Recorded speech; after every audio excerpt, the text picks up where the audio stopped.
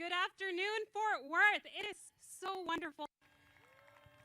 My name's Rebecca Acuña. I'm the Texas State Director for the Biden campaign, and like you, I have been working every day to flip this state and elect Joe Biden and Kamala Harris. By now, we all know that Texas is battleground state. It is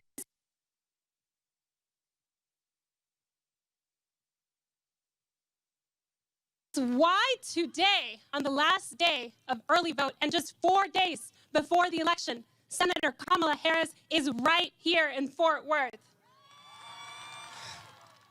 We know that this election is about the battle to restore the soul of the nation. We know that this is about a better future and an America that works for all of us. Now, I'm going to share something very personal with you. Some of those videos that you all saw today, and I saw a photo of her father, an immigrant from Jamaica, and her mother, an immigrant from India. And I was moved because what I saw was an immigrant family like mine.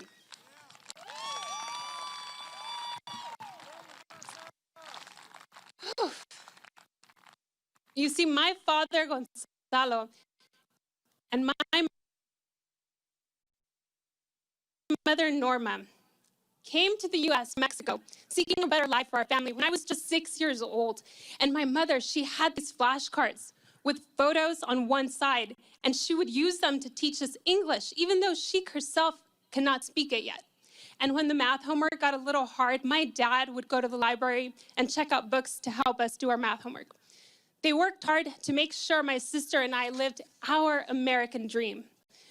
My mother, a waitress at Denny's, who after her shift would bake dessert to make a little more money, and my father, who was a manager at a Mexican food restaurant, both of them spending a lifetime on their feet. And aside from the financial hardships like many working families face, we were also dealing with a complex immigration system. If you're wondering, yes, we were undocumented. Back then, the Obama-Biden relief for immigrant children for dreamers, known as DACA, didn't yet exist, leaving my sister and me in limbo. And today, many chapters later, this dreamer stands before you as a proud American citizen who just this morning cast my first vote in a presidential election, and I did so as the state director for the Biden-Harris campaign.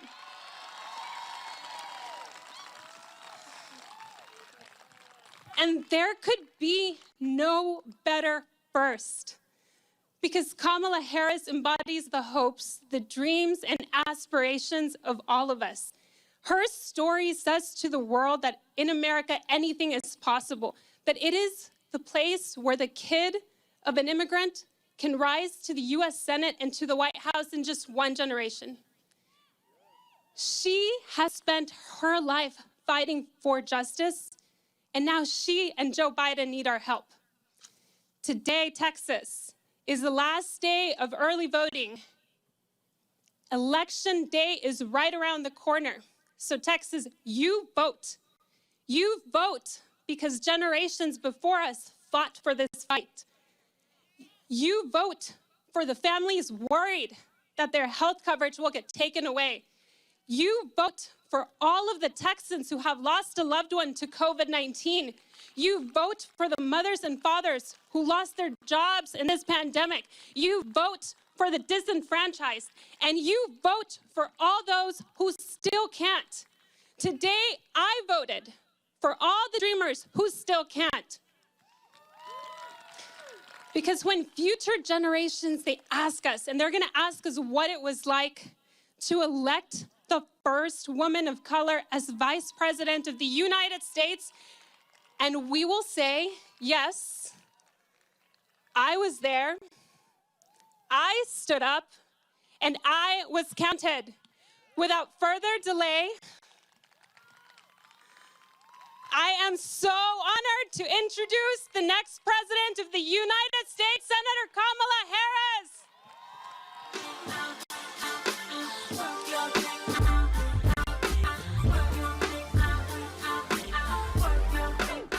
There's so many girls, I hear you've been running the beautiful queen that you can be becoming. You can look in my palm and see the storm coming. Read the book of my life and see it overcome. Just because the length of your hair ain't long, and they often criticize you for your skin tone. Wanna hold your head high, cause you a pretty woman.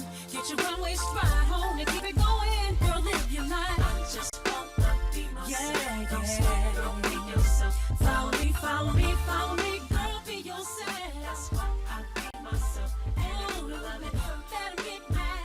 They gon' hate anyway, don't you get back? Doesn't matter if they're going on with their plan. They'll never be happy. They're not happy with themselves. What's up, Fort Worth? Can we please hear it for Rebecca Acuna? She is phenomenal. You know, when I look at Rebecca, I know our future is bright. I know our future as a country is bright. She is extraordinary. She has been a leader in this campaign. She is someone who walks and talks with confidence, having life experiences and knowing when she walks in that room, yes, sister, sometimes we may be the only one that looks like us walking in that room, having had the experiences that we've had, but the thing we all know is we never walk in those rooms alone. We are all in that room together. So proud of you. How's everybody doing? It's so good to see you, Texas.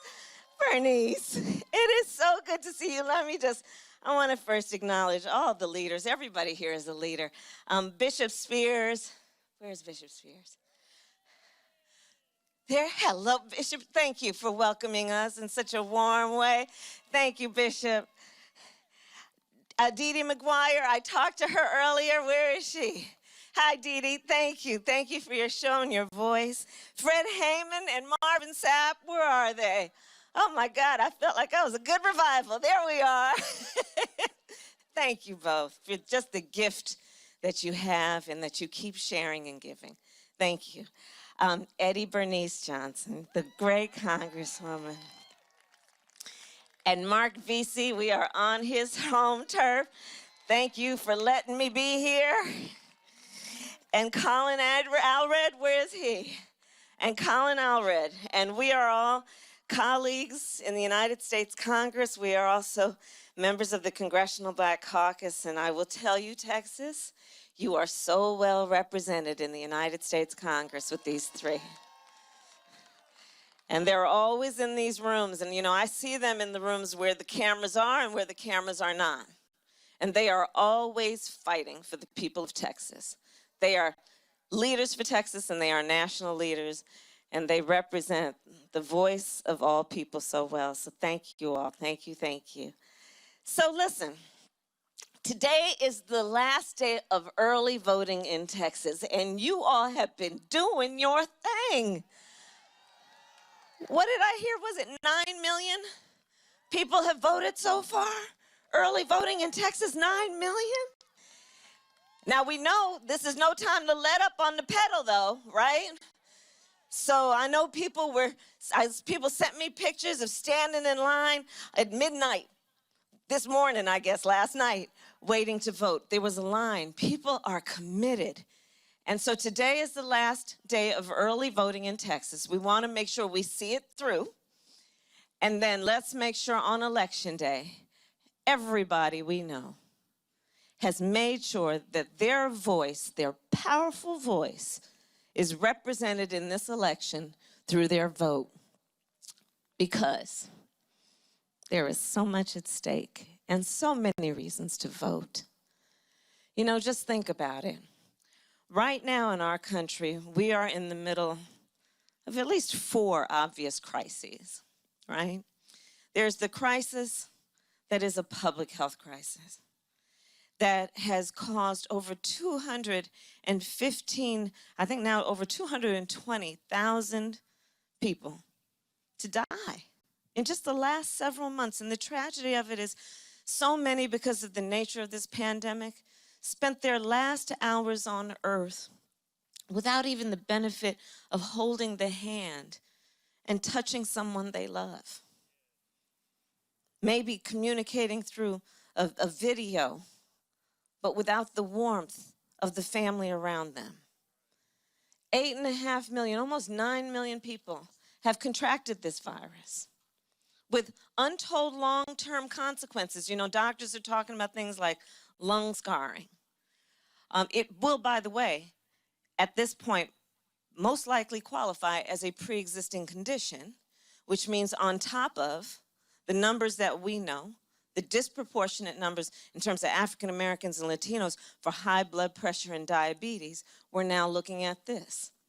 Let's look at the racial disparities on this virus.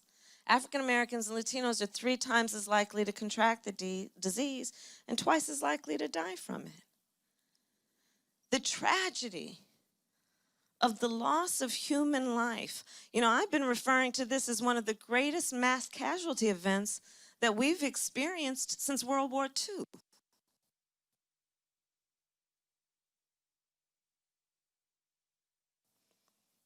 The tragedy of it, and here's why I bring it up, guys. It didn't have to be this bad.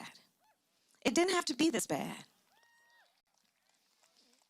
Just think about it. Thanks to a fellow by the name of Bob Woodward, we know about the seriousness of this virus. Informed that it is 5 times as likely to kill people as the flu.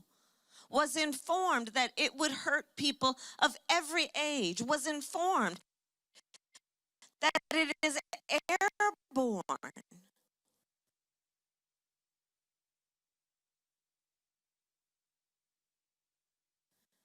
And he sat on that information. He called it a hoax. He suggested that on his ledger of the other side of his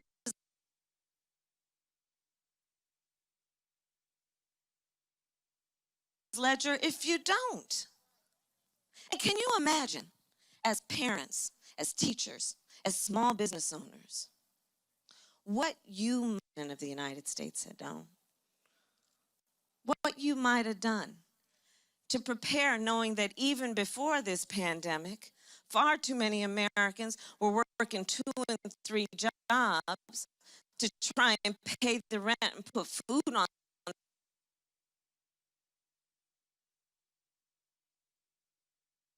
the table. And by the way, in Joe Biden and my America, nobody should work more than 1 job to have to put food on the table and pay the rent. But what folks might have done to prepare small business owners, workers,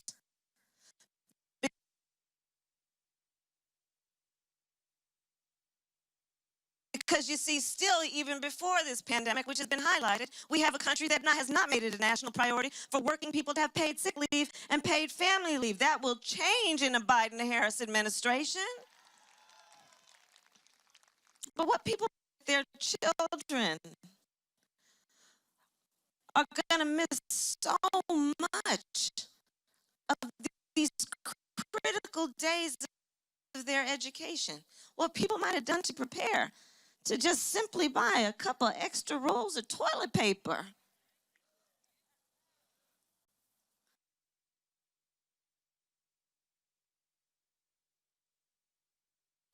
Where in the midst of a public health pandemic, you also have a situation where we have a president who, while we are seeing spikes around our country, talking about we've turned the corner, continuing to mislead the American people. So there are clear choices in this election. Obama created Obamacare, which brought health care to over 20 million people and protected people with pre-existing conditions, and understood that health care and access to health care should be a right and not just a privilege of those who can afford it. Joe Biden, who says we will expand on the Affordable Care Act, Obamacare, we will extend protections, we will bring down the cost of prescription drugs, we will bring down the cost of premiums, we will lower Medicare eligibility to age 60, expand health care, understanding the body doesn't just start from the neck down, it includes the neck up, and we need to expand mental health care. Clear choices. Because you see, on the other hand, you have Donald Trump, who together with his boy, Bill Barr, are in the United States Supreme Court right now trying to sue to get rid of the Affordable Care Act, which again brought health care to so many people. Here in Texas, we're looking at 10 million Texans who have pre-existing conditions.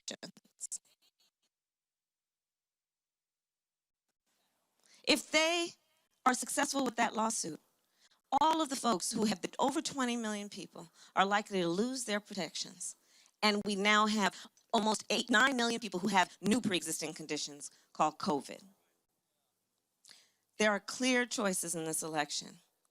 Because of this pandemic, the worsening of the wealth gap in America has been such that over 30 million people in just the last several months had to file for unemployment insurance. We are seeing numbers that tell us 1 in 5 mothers who has a child under the age of 12 is describing her children as being hungry. Here in Texas, we're looking at the numbers that tell us that 1 in 8 households is describing their household as having been hungry. We're in the middle of a hunger crisis in America. They're not covering it enough. We're in the middle of a hunger crisis. Here in Texas, 1 in 6 households has described not being able to pay their rent or being concerned that they cannot pay their rent next month. Here in Texas, 1 in 4 small businesses has gone out of business. And let's be clear, across America, almost 50% of the workforce either owns a small business or runs a small business. We are looking at an economic devastation that is being compared to the Great Depression. And on the one hand, you have Joe Biden, who says, you want to ask me about the economy and how it's doing, then you need to tell me how working people are doing. How are families doing in America?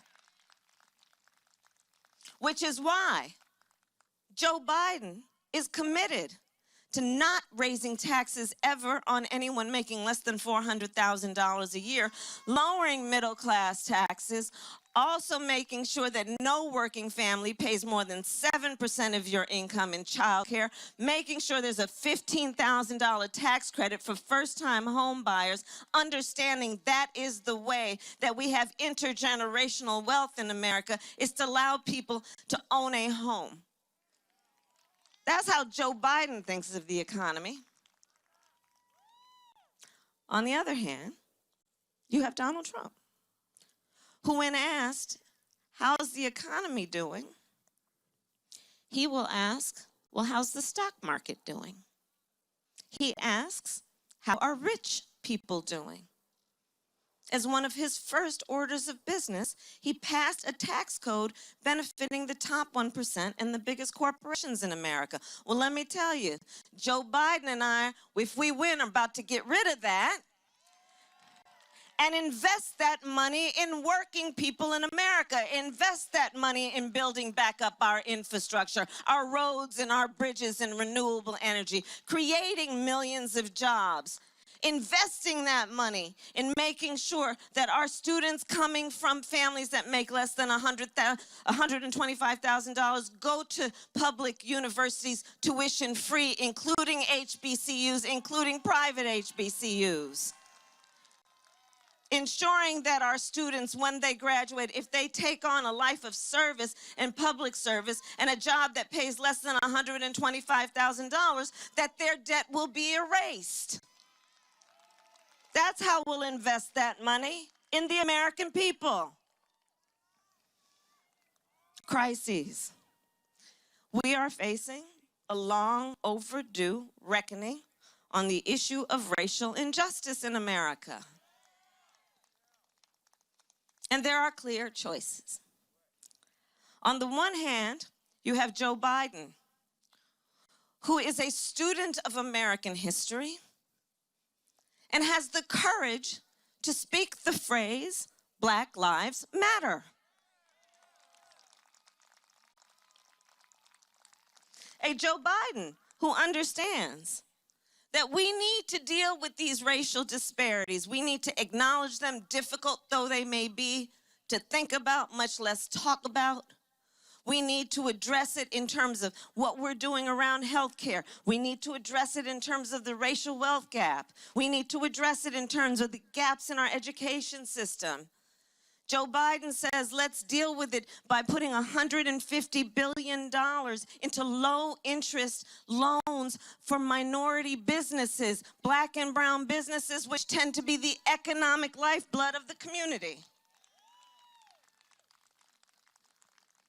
Joe Biden says, let's deal with it in terms of a criminal justice system that must be held accountable for those disparities. Let's get rid of mandatory minimums. Let us decriminalize marijuana and expunge the record of the people who have been convicted for marijuana offenses. Let's shut down the private prisons. Let's get rid of cash bail, understanding people are sitting in jail for weeks, months, and years simply because they can't afford to get out, which makes it an economic justice issue as much as it is a criminal justice issue. And on the other hand, you have Donald Trump,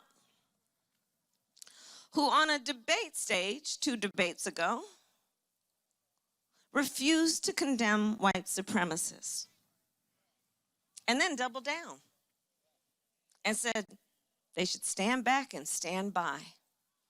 Donald Trump, because you got to understand this is a pattern, who, when running for office and even before, had the gall to question and challenge the legitimacy of America's first Black president. The commander-in-chief of the United States, who, when asked about the tragedy in Charlottesville, where peaceful protesters were protesting racial injustice, and a young woman was killed. And then on the other side, there were neo-Nazis wearing swastikas, carrying tiki torches, hurling racial and anti-Semitic epithets. The commander-in-chief said there were fine people on both sides. A president of the United States who has called Mexicans rapists and criminals, who as his first order of business instituted a Muslim ban. America, we deserve better. That does not reflect who we are as our values and priorities, as a nation that knows we are our strongest when we are unified, knows that we have so much more in common, regardless of where you live, the race, your ethnicity, the language your grandmother speaks. We know we have so much more in common, and we have a choice in this election to elect a Joe Biden who says we are, as a first order of priority, going to unify our country and bring us back together as a nation who values the importance of giving each other respect and dignity. Clear choices in this election. Not to mention the other crisis we are facing, which is the climate crisis. Texas, you know that well. You look at what's going on around our country. Up and down the West Coast, you know, I'm from California, up and down the West Coast, California up to Washington, over to Colorado, wildfires that are burning out whole communities. I've met families that are being evacuated or have been evacuated, never to return to their home. Firefighters who were fighting fires while their own homes were burning. My brother-in-law is a firefighter. Tragedies. You look at the Gulf Coast states, the neighbor our neighbors to Texas, being battered by these storms. There have been now 5 named storms just this year. And you know they name a storm because it's really bad. So Zeta being the last one, the most recent. In the Midwest, you're seeing floods that have caused farmers to lose a whole season of crops. Joe Biden says we need to deal with this with a sense of urgency. We must embrace the science on this. We cannot play politics on this.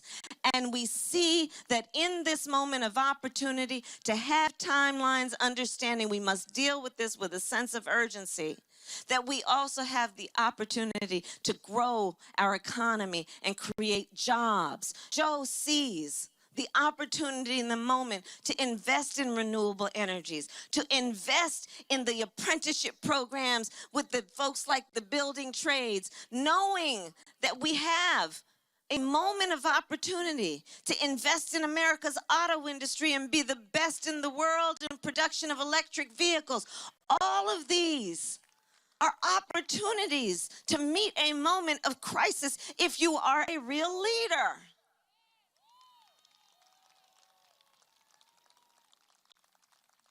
And on the other hand, you have the current president of the United States, who, when he was asked about the wildfires in California, so he was asked by a journalist, and the question was something like, well, you know, Mr. President, these wildfires are happening, and scientists are telling us there's a real connection, you know, between the climate, the extreme changes, and human behaviors that are contributing to that, and what do you have to say?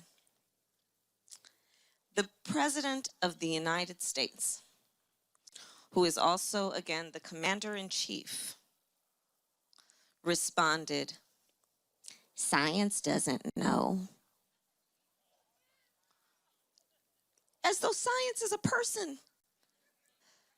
Can you believe science doesn't know?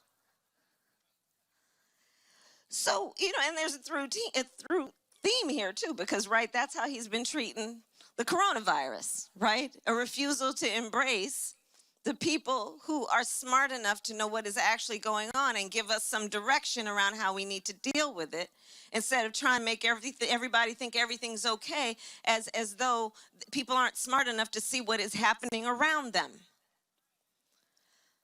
So all these things are at play, and so much more.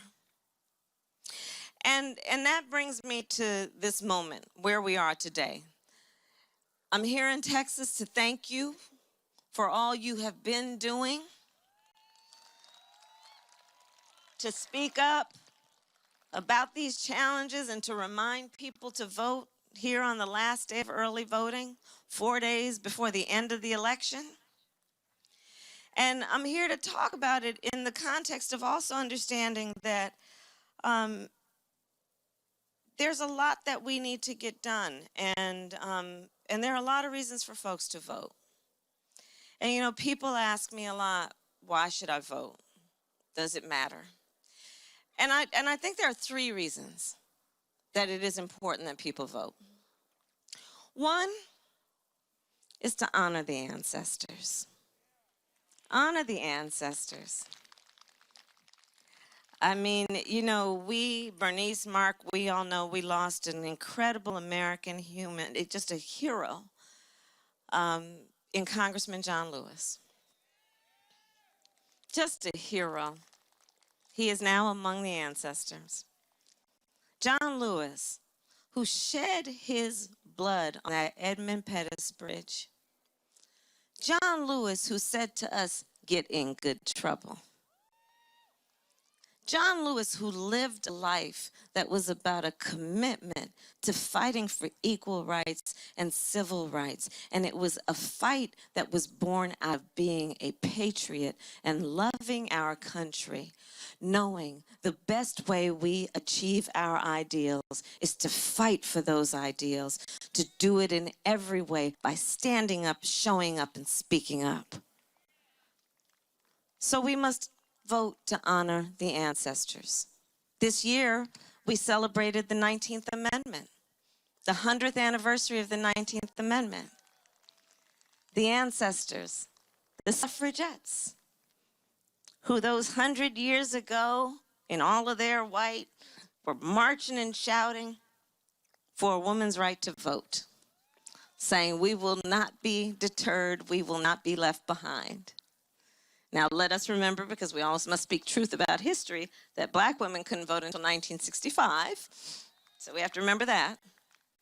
But yes, it is important to honor those who fought for this precious right, understanding that, like Coretta Scott King told us, the fight for civil rights, for equal rights, for human rights, this fight for justice must be fought and won with each generation. And what she meant is it is precious, these rights, but you cannot take them for granted. We must be vigilant. So we vote to honor the ancestors. We vote because everything is at stake. Everything is at stake. Like, let's think about where we are. We talked about it in terms of these crises. I mean, let's talk about it in terms of these 545 babies who right now have been orphaned because of a failure of the United States government to reunify them with their parents.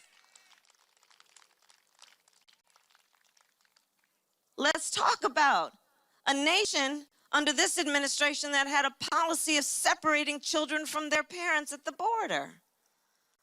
A nation that broke its promise to the dreamers in terms of not following through on a commitment around DACA protections.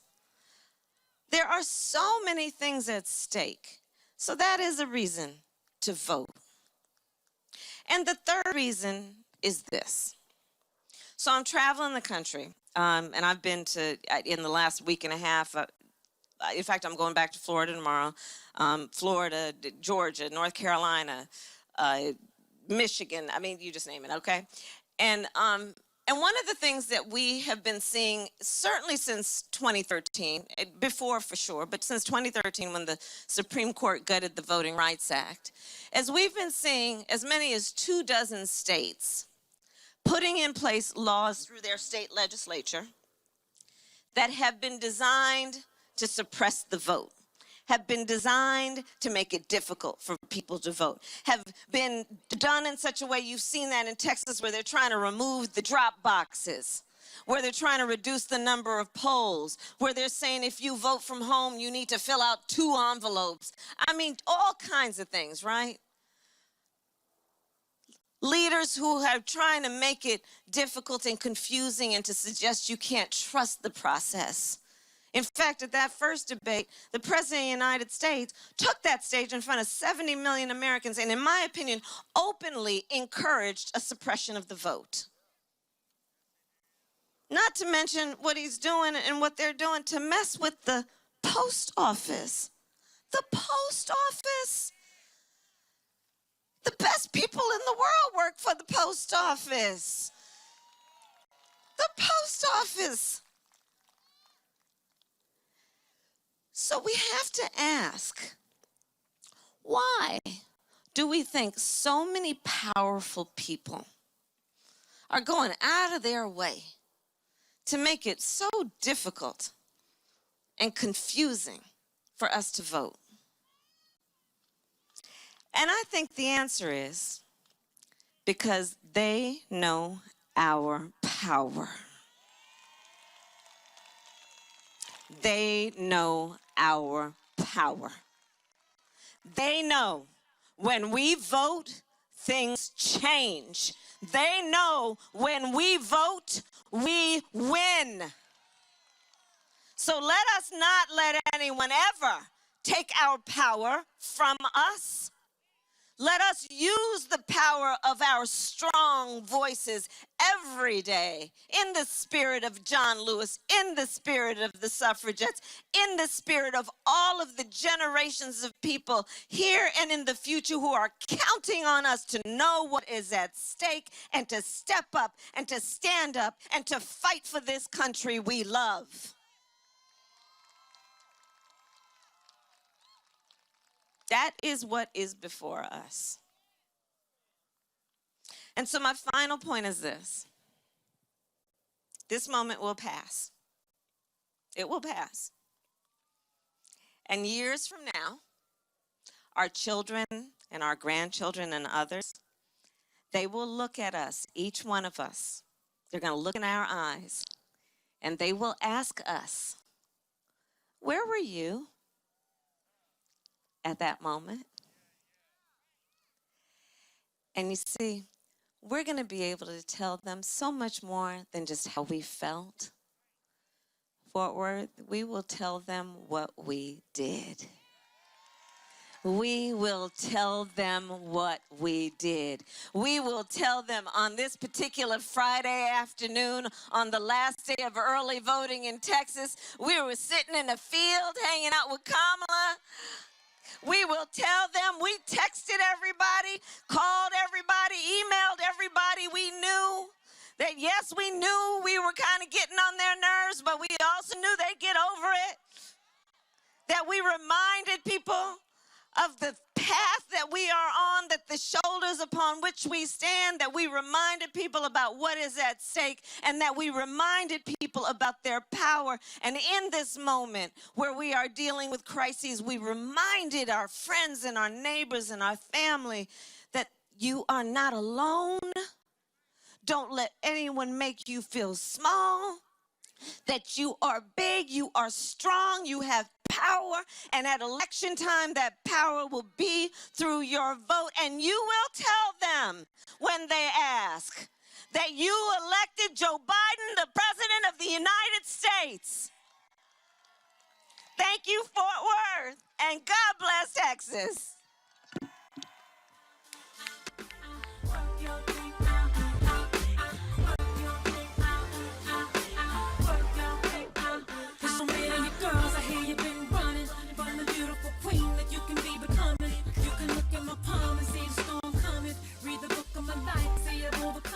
Just because the length of your hair ring long, and they often criticize you for your skin tone. Wanna hold your head high, cause you a pretty woman.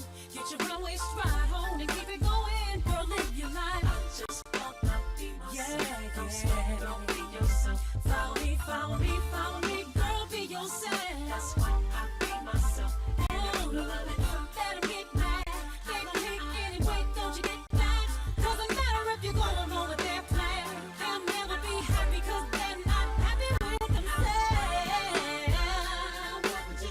I'm talking about things that I know. It's okay, show yourself some love. Don't worry about who's saying what.